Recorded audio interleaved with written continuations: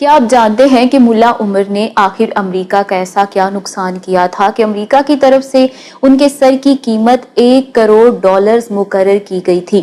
امریکی اڈے سے چند فیرلانگ کے فاصلے پر رہنے والے ملا عمر مجاہد کو امریکی ایجنسی CIA پکڑنے میں ہمیشہ ناکام کیوں ہوتی رہی؟ مفتی منیب الرحمان جب ملا عمر سے ملنے قندھار پہنچے تو انہوں نے وہاں کیا دیکھا؟ ملا عمر کے دور حکومت کی ایسی کون سی کامیابیاں تھی جو ہمارے ٹی وی چینلز پر بتائی ہی نہیں جاتی؟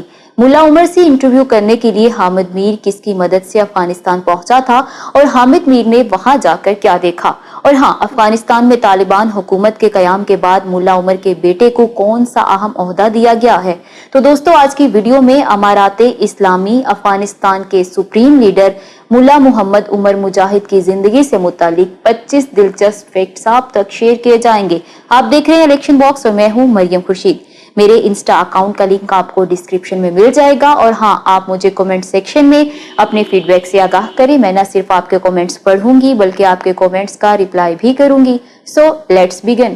نمبر 1، ملا محمد عمر کے والد کا نام مولوی غلام نبی تھا، جو افغانستان کے جنوبی صوبے قندھار کے خاکریز ضلع کے نواحی علاقے چاہے ہمت میں رہتے تھے۔ پٹھانوں کے ہوتک قبیلے کی شاخ تم زئی سے تعلق رکھنے والے مولانا غلام نبی کا شمار اپنے علاقے کے معززین میں ہوا کرتا تھا۔ نمبر 2، 80 کی دہائی میں سوویت یونین کے خلاف شروع ہونے والے افغان جہاد میں ملا عمر مجاہد نے بڑھ چڑھ کر حصہ لیا۔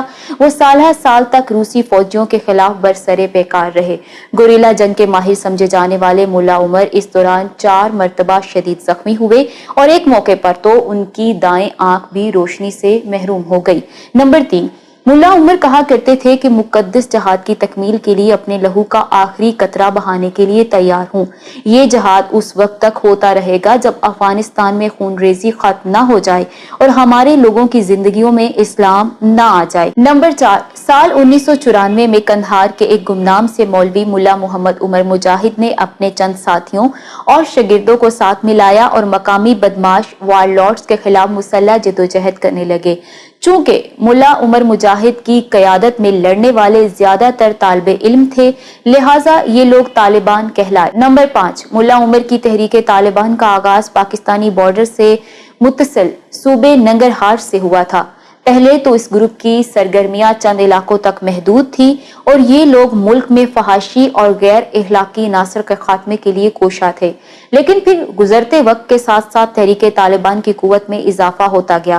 اگلے چند مہینوں میں طالبان کا دائرہ کار دیگر علاقوں اور صوبوں تک وسیع ہو گیا اور پھر ستمبر 1996 میں طالبان نے افغان دارالحکومت کابل پر قبضہ کر لینے کے بعد افغانستان میں اسلامی امارت کی بنیاد رکھی۔ نمبر 6، طالبان کی حکومت قائم ہو گئی تو ملا محمد عمر مجاہد کو امیر المومنین کا خطاب دیا گیا اور وہ امارات اسلامی افغانستان کے سپریم لیڈر بن گئے۔ سرزمین افغانستان پر طالبان حکومت کو پاکستان سمیت دنیا کے کئی دیگر ممالک نے تسلیم کیا۔ نمبر 7، رویت ہلال کمیٹی کے سابق چیئرمین مفتی منیب الرحمان نے ملا محمد عمر مجاہد پر کالم لکھا جو روزنامہ دنیا میں پبلش ہو چکا ہے۔ وہ 1996 میں ملا عمر سے ملاقات کا احوال یوں لکھتے ہیں کہ قندھار کی جامعہ مسجد خرقہ مبارک میں ملا عمر کا دفتر تھا، جہاں میری ان سے پہلی ملاقات ہوئی۔ اس مسجد کے محراب پر یا اللہ یا محمد لکھا تھا، لیکن ہمارے ہاں تو اس پر بھی اختلاف کرنے والے موجود ہیں۔ ملا عمر اپنے ایک کمرے کے دفتر میں فرشی قالین پر بیٹھے تھے۔ یہاں ہمارے وفد کی امیر المومنین سے ملاقات ہوئی اور انہیں کامیابیوں پر مبارکباد پیش کی گئی۔ نمبر 8، حامد میر وہ پہلے پاکستانی صحافی تھے کہ جن کی ملا عمر سے ملاقات ہوئی۔ وہ بتاتے ہیں کہ ملا عمر سے میری پہلی ملاقات کا اہتمام بے نظیر بھٹو کے وزیر داخلہ جنرل ریٹائرڈ نصیر اللہ خان بابر نے کیا تھا۔ میں نے محسوس کیا کہ ملا عمر خطے میں تیل کے لیے جاری کشمکش سے زیادہ آگاہی نہیں رکھتے تھے۔ انہیں صرف افغانستان میں شریعت کے نفاذ میں دلچسپی تھی اور وہ کہتے تھے کہ پاکستان کو ہمارے ساتھ بھائیوں جیسا سلوک کرنا چاہیے، نہ کہ ماتحت کی طرح۔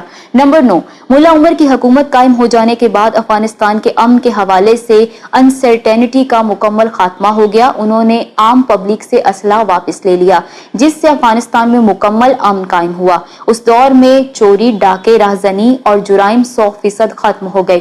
نمبر 10، بتایا جاتا ہے کہ ملا عمر جب تک امارات اسلامی کے امیر المومنین رہے تب تک افغانستان میں پوست کا ایک پودا تک کاشت نہیں ہوا۔ نمبر 11، پاکستان میں پرو طالبان صحافی آج بھی یہ بات بڑے فخر سے کہتے ہیں کہ ملا محمد عمر مجاہد کے دور میں معاشی حالات کافی بہتر تھے اور نہ ہی وہ کٹورا لے کر IMF کے در پر بھیک مانگنے گئے۔ نمبر 12، 9/11 کے بعد امریکی حکام نے طالبان سے ورلڈ ٹریڈ سینٹر پر حملوں کے مبینہ mastermind Osama bin Laden کی حوالگی کا مطالبہ کیا، جسے ملا عمر نے یکسر مسترد کر دیا۔ طاقت کے نشے میں چور امریکہ بہادر کو ملا محمد عمر مجاہد کا ایبسولوٹلی نو بولنا پسند نہ آیا اور امریکی فوج نے نیٹو دستوں کے ساتھ افغانستان پر چڑھائی کر دی، جس کے بعد طالبان حکومت قائم نہ رہ سکی۔ نمبر 13، 9/11 کے بعد افغانستان میدان جنگ بنا ہوا تھا، ایسے میں حامد میر وہاں موجود تھے کہ انہیں گرفتار کر لیا گیا۔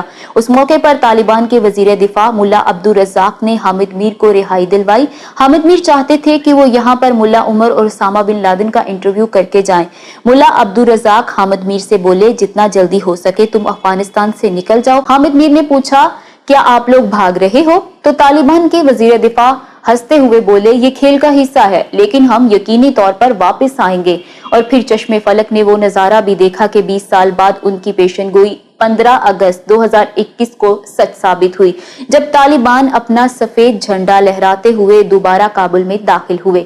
نمبر 14، طالبان حکومت کے خاتمے کے بعد ملا عمر ایسے انڈر گراؤنڈ ہوئے کہ ان کا کوئی اتا پتہ نہ چل سکا۔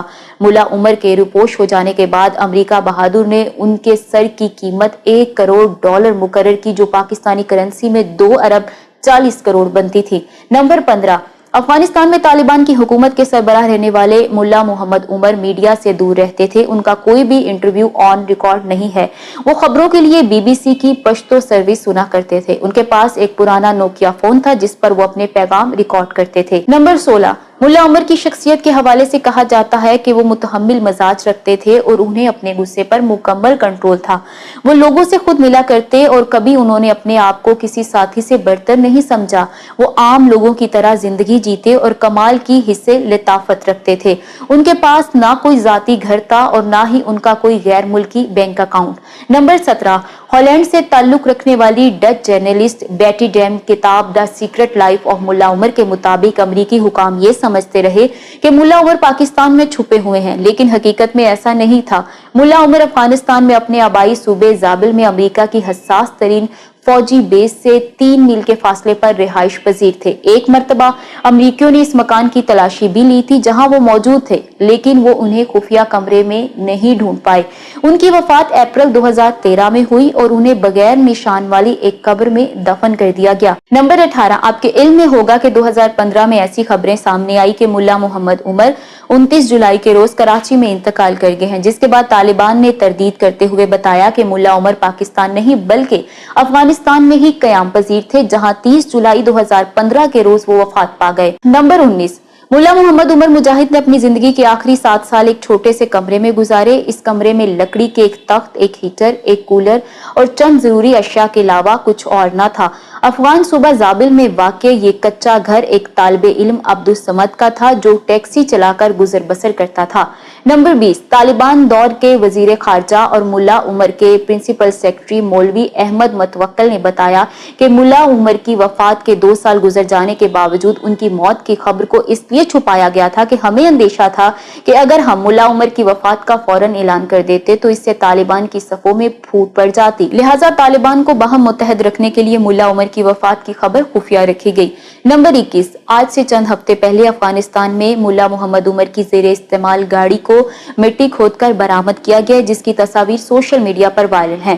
طالبان حکومت کے ایک عہدیدار محمد جلال کے مطابق یہ گاڑی ان کے بانی رہنما ملا عمر کے زیر استعمال رہی اور ملا عمر مجاہد اس ٹویوٹا ویگن کو امریکی حملے کی شروعات کے دوران قندھار سے زابل کے سفر کے لیے استعمال کیا کرتے تھے۔ نمبر 22، برس ہا برس کی جنگ کے بعد گزشتہ برس طالبان نے ایک بار پھر سے افغانستان پر حکومت قائم کر لی۔ افغان گورنمنٹ کے وزیر دفاع ملا محمد یعقوب ملا عمر کے صاحبزادے ہیں۔ 32 سالہ ملا یعقوب طالبان کے نائب سربراہ بھی ہیں۔ नंबर 23, 1960 में पैदा होने वाले मुल्ला उमर अपने वालिदैन की अकलौती औलाद थे। अभी वो 3 से 4 वर्ष के हुए थे कि उनके वालिद का इंतकाल हो गया। बादअज़ा उनका खानदान कंदहार सूबे से सूबा अर्ज़गान नकल मकानी कर गया। नंबर 24, नन्हे मोहम्मद उमर मुजाहिद की परवरिश और तलीम तरबियत की तमाम तर जिम्मेदारी उसके एक चचा ने उठाई। ऐसा भी बताया जाता है कि चचा ने उमर मुजाहिद की वालिदा से शादी भी कर ली थी। मोहम्मद उमर मुजाहिद को गांव के एक दीनी मदरसे में दाखिला दिलवाया गया और वो कई सालों तक अफगानिस्तान के मदारिस में ज़ेरे तालीम रहे। नंबर 25, बताया जाता है कि मुल्ला उमर खैबर पख्तूनख्वा के जिला नौशहरा के दारुल उलूम हकानिया अकोड़ा खटक में ज़ेरे तालीम रहे। साबिक एमएनए मौलाना अब्दुल हक का कायम करदा मदरसा आज भी इस बात पर फख्र करता है कि तालिबान क़यादत की अक्सरियत हमारे जामिया की फारगुल तहसील है। और आपने मौलाना अब्दुल हक के साहबजादे मौलाना समीउल हक के बारे में तो सुन रखा होगा कि इंटरनेशनल मीडिया में उन्हें फादर ऑफ दी तालिबान कहा जाता था। मैं उम्मीद करती हूँ कि वीडियो आपको पसंद आई होगी।